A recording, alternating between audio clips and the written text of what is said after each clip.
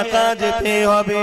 প্রতিদিন এই মাটি তোমাকে আমাকে ডাকে আর বলতে লাগে, এ মনুষ্য জাতি রে, এত অহংকারের সঙ্গে আমার বুকের ওপর দিয়ে ঘুরে ঘুরে বেড়াচ্ছিস, জানিস আমার বুকের ভেতরে তোকে একদিন আসতে হবে। আমি কবর একা থাকা জায়গা, আমি কবর পোকামাকড়ের জায়গা, আমি কবর অন্ধকার জায়গা। এই কবরে আসার আগে তৈরি হয়ে আয়, নচে তোর এখানে কিন্তু বড় কঠিন মুসিবতে পড়বি। এ যুবকেরা, তরুণীরা, বাপেরা, এখানে এতগুলো বাপ ভাই বসে আছে, মা বোনেরা দূরে দূরে আছে, কেউ কি বলতে পারবেন কালকে তো দূরের কথা, আজকে সূর্য ডুবার আগে আপনার জিন্দেগিটাও ডুবে যেতে পারে। অথচ আল্লাহ পাক কোরআনের মধ্যে বললেন, ওয়াল তানজুরু নাফসুম মা কদ্দামাত লিগাদ, প্রতিটা নফসের উচিত পরকালে বেশি বেশি করে ভাবা কি হবে আমার পরকালে। এই দুনিয়ার জিন্দেগি তো আসল জিন্দেগি নয়, আসল জিন্দেগির জন্য তো দুনিয়ার জিন্দেগিতে পরীক্ষা দিবার জন্য এসেছি। আসল জিন্দেগি যে জায়গায়, ওখানে দুটো জায়গা আছে, একটা হলো চিরশান্তির আর একটা হলো চির কষ্টের। যেমন যৌবনে যদি তুমি আমি মেহনত করে নি, তাহলে দুনিয়ার জমিনে তুমি আমি প্রতিষ্ঠিত হয়ে যাব। আর যদি যৌবনের সময় পড়াশোনা না করে খেলাধুলা করে যদি 20-30 বছর কাটিয়ে দিই, তাহলে কিন্তু পরবর্তী জীবনটা তোমার আমার বেকার হয়ে যাবে। এই দুনিয়াবি জিন্দেগিতে তুমি আমি যদি একটু কষ্ট করতে পারি, আসল জায়গা পরকালে, ওখানে তুমি আমি শান্তি পেয়ে যাব। আর এখানে যদি তুমি আমি আনন্দ ফুর্তির মধ্যে কাটিয়ে দিই, তাহলে আখিরাত তোমার আমার বরবাদ হয়ে যাবে। এ নওজওয়ানেরা, তরুণেরা, এ নবী পাকের প্রেমিকেরা, এরপরও বলে যে আল্লাহ তওবাকারীকে বড় পছন্দ করে। যারা অন্যায় করে ফেলেছে, যারা ভুল করে ফেলেছে, যারা অন্যায় হয়ে গেছে, ভুল খাতা হয়ে গেছে, এখনো সময় আছে, তওবা করে না। বাকি জিন্দেগিটা আমার রাসূলুল্লাহ দ্বীন ইসলামের পাহারাদার হয়ে কাটার, বাকি জিন্দেগিটা আমার রাসূলুল্লাহর হয়ে গোলামি করে কাটার, বাকি জিন্দেগিটা যিনি দিয়েছে তিনার দাসত্ব করে কাটার। এ যুবকেরা, তরুণেরা, বাপেরা, আখিরাত বড় ভয়ানক হবে। তওবা করে নাও, তওবা করে নাও, কারণ আল্লাহ তওবাকারীকে বড় পছন্দ করে। আল্লাহ পাকের কাছে ক্ষমাটা চেয়ে নাও। যেমন ইতিহাসের তারিখের মধ্যে পাওয়া যায়, হযরতে মুসা আলাইহিস সালামের জমানাতে এক যুবক ছিল যে কিনা ক্ষমতার জোরে বড় অন্যায় করেছে, বড় পাপ করেছে, অত্যাচার করেছে। এমন কিনা দেখা যায় প্রতিদিন একটা একটা করে নারীকে তার বিছানাতে সে নিয়ে আসতো। এরকম অসভ্যতা কাজও করেছে।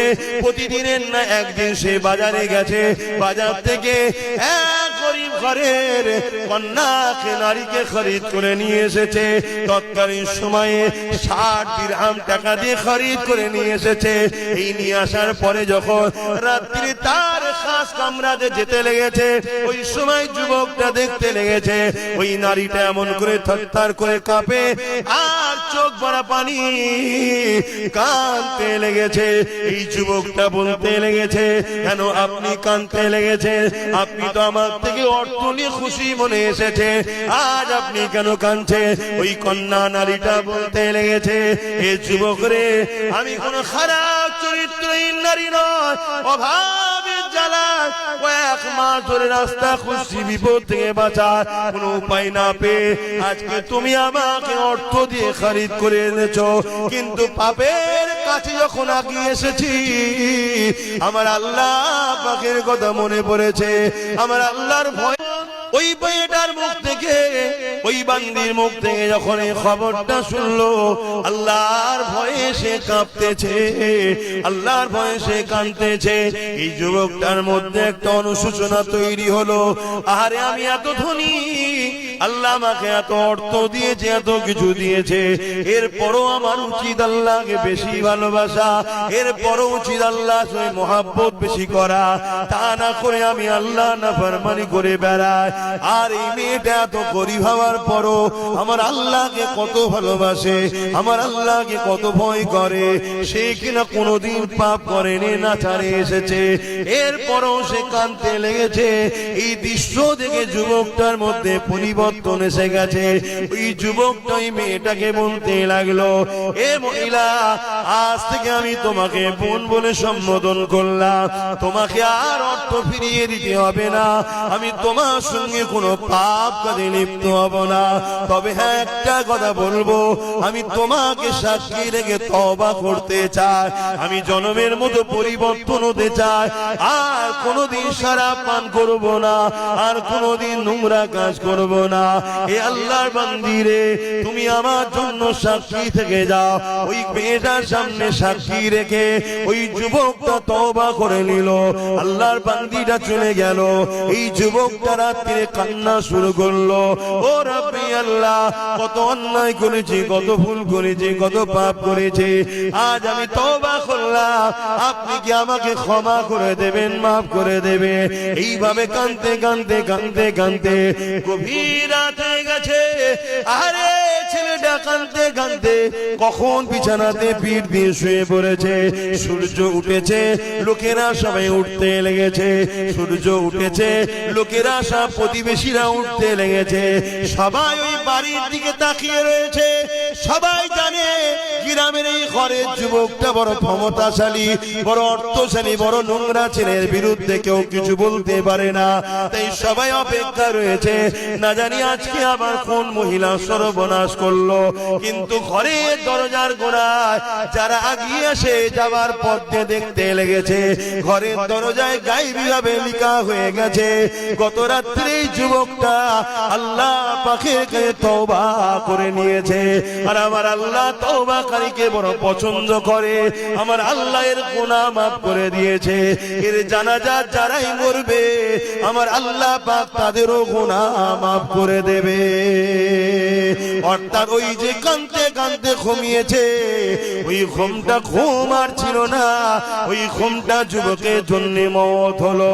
ওই যুবকটা কত সৌভাগ্যবান, মরণের আগে তওবা করে নিল, আল্লাহ তাকে মাফ করে দিল। আমি কখন মরবো আমি জানি, বলো আপনারা জানেন? আপনি কখন মরবেন কেউ জানে? কালকের অপেক্ষা নয়, আজকেই তওবা করুন। না, আবু জেহেলকে নবী কম চেষ্টা করেছে, নবী চেষ্টা করেছে। নবী যার মুখের কথা তো দূরের কথা, অন্তরে শুধু বলেছে, আল্লাহ কাবাকে যদি কিবলা বানিয়ে দিতেন, মসজিদ আকসা থেকে মুখটা ঘুরিয়ে নিয়ে কাবাকে যদি কিবলা বানিয়ে দিতে, ইব্রাহিম নবীর বানানো ঘরটা, আমি রাসূলুল্লাহ বড় খুশি হতাম। নামাজের মধ্যে হৃদয়ের মধ্যে শুধু ভেসে উঠেছে, আমার আল্লাহ জিবরাইলকে পাঠিয়ে দিল, এ জিবরাইল জলদি করে যাও, আমার হাবিবকে যে জানিয়ে দাও আমি আল্লাহ আমার হাবিবের মনের আশাকে কবুল করেছে। দূরে কাত নামাজ পড়া হয়ে গেছে, এখনো দূরে কাত বাকি আছে, বাকি দূরে কাত। আমার হাবিব যেদিকে খুশি, আমি আল্লাহ বা সেদিকে খুশি। কাবার দিকে মুখ করে কিয়ামত পর্যন্ত এটাই কিবলা হয়ে গেল। যে রাসূলুল্লাহ মুখ দিয়ে বলেন, অন্তরের মধ্যে উদিত হয়েছে, আল্লাহ সঙ্গে সঙ্গে নামাজের মধ্যে যে না 4 রাকাত হয়ে যায়, পরে রক্ত থেকে হবে খলি। না না না বন্ধু, তুমি যখন চেয়েছো এখনই কিবলা বানিয়ে দিলাম। সেই রাসূলুল্লাহ আবু জেহেলকে কত বুঝিয়েছে, কত পরিবর্তনের জন্য চেষ্টা করেছে, কিন্তু আল্লাহ জানিয়ে দিয়েছে, হাবিব যার অন্তরে আমি মোহর মেরে দিয়েছি সে কখনো পরিবর্তন হতে পারবে না। এ যুবক, পরিবর্তন হও গো, তওবা করো, চেষ্টা করো, আল্লাহর কাছে সিজদায় পড়ে কাঁদো, ও রাব্বি আল্লাহ, কেন আমি গান শুনতে চলে যাই, কেন আমি ফাংশনে চলে যাই, কেন আমি নামাজ থেকে দূরে থাকি, কেন আমি গান শুনি, ভুল রাস্তায় যাই, ও রাব্বি আল্লাহ, কেন আমি জালিমদের সঙ্গে দল করে ফেলেছি, এখনো কেন মন মন যাচ্ছে তাদের সঙ্গে যাবার, এখনো কেন মন যাচ্ছে হারাম অর্থর দিকে। এইভাবে আল্লাহর কাছে পানা চাও, সাহায্য চাও। কেননা আজ যদি তুমি সাহায্য না চাও, পানা যদি না চাও, মনে রেখে দিও ভাইদান ময়দানে মাশরটা বড় ভয়ানক হবে। যেদিনে তোমার পাশে কেউ দাঁড়াবার থাকবে না, ওই দিনে তোমার ফের কথা বলারও কেউ থাকবে না, ওই দিনে কারো কোনো জোর চলবে না। আমার আল্লাহ শুধু বলে দেবে, যাও তোমাকে আমি জান্নাতি করে দিলাম, রুকারও কেউ থাকবে না। আর যাকে বলবে যাও তোমাকে জাহান্নামী করে দিলাম, ওই জায়গাতে কোনো রকম আর গুঞ্জাইশ শুনবে না। পা দুটো আসমানের দিকে করে, জমিনের দিকে পা করে দিয়ে, মাথা করে দিয়ে ঘিসড়ে ঘিসড়ে জাহান্নামে নিয়ে যাওয়া হবে। এ যুবক, আল্লাহকে ভয় করো। তবে বাবেদের মায়েদের যুবকদের বলে দিয়ে যায়, দুনিয়াতে আল্লাহ বা ছাড় দিয়েছে, ছেড়ে কিন্তু দেয়নি। একটা দিন আল্লাহ বা তোমাকে আমাকে উঠাবে, ওই দিনটা হবে ময়দানে মাশর।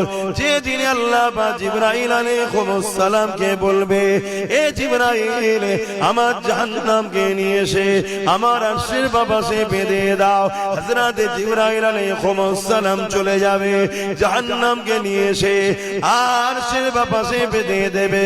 70,000 জিঞ্জির দিয়ে আল্লাহ পাকের জাহান্নামকে বাঁধা হবে।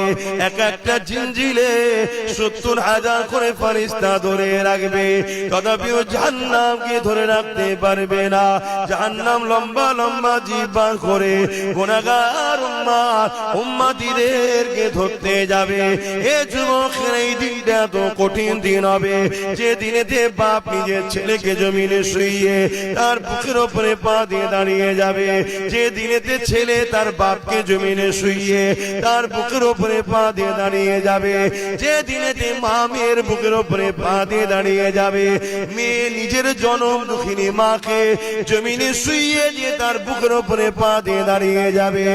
এক কথাই যার উপরে যার জোর চলবে, তাকে জমিনে শুইয়ে দিয়ে তার বুকের উপরে পা দিয়ে দাঁড়িয়ে যাবে।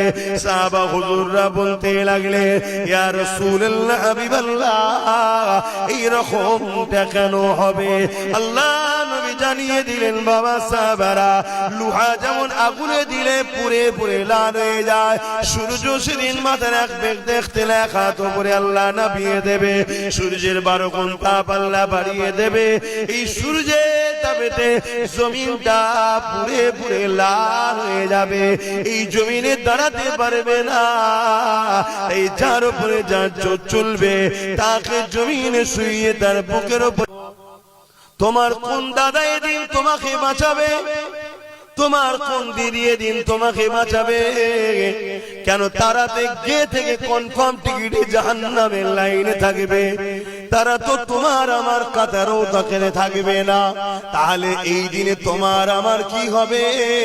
এই দিনে যখন আল্লাহ জিজ্ঞাসা করবে, এ বান্দারে হাত দিয়েছিলাম আমি, আমার জন্যই হাতে কি করেছি বল?